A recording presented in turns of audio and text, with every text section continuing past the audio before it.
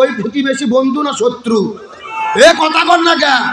ওরা পুরো বাংলাদেশ কাঁটাতারের ঘেরাও করে রেখেছে।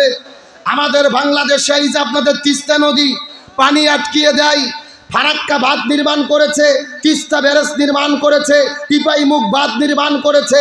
বাংলাদেশের 57টা নদীর ভেতরে ভারত থেকে বাংলাদেশ এসেছে, তার 54টা নদীর ভেতরে তারা ব্যারিকেড দিয়ে পানি আটকায়া দেয়।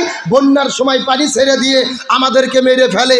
তার মানে ওরা বন্যার সময় আমাদেরকে পানিতে ডুবাইয়া মারে, আর খরার সময় আমাদের পানি না খাওয়াইয়া মারে। এগুলো কি বন্ধুর কাম না শত্রুর কাম? এ জোরে কর না কে? ভারত যে আমাদের বন্ধু নয়, এটা আমরা, তারা শত্রু, এটা আমরা যত দ্রুত বুঝবো তত আমাদের দেশের জন্য কল্যাণ।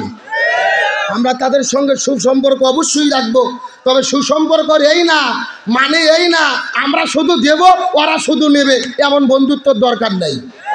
আর এই বন্ধুত্বই করেছিল স্বৈরাচার হাসিনা। সোনার ডিম পারে পারে নরেন্দ্র মোদী দিত, আর ওরা বিনা ভোটে বেসরকারি চুরি করে ভোট নিয়ে ক্ষমতায় টিকিয়ে রাখত। 24-এর স্বাধীনতার পরে আর কোনো ভারতের দাবিদার বাংলার জমিনে চলবে না।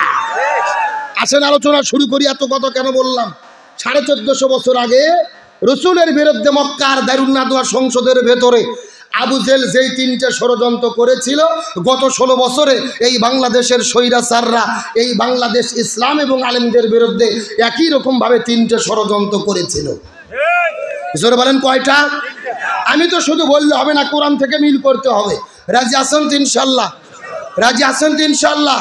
তাহলে জোরে বলেন আবু জেল কয়টা কাজ করেছিল? আরো জোরে বলেন। আমার প্রিয় বন্ধুগণ, মুসলমান ভাইরা গভীর মনোযোগ।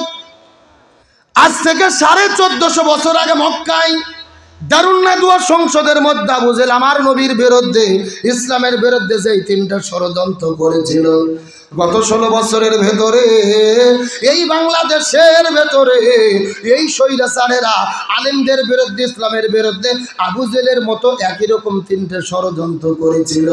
তার দলিল আছে কোরআনের ভেতরে। সূরাটির নাম সূরা আনফাল, আয়াত নম্বর 30। চিৎকার করে বলেন তো সূরাটির নাম কি আর আয়াত নম্বর কত?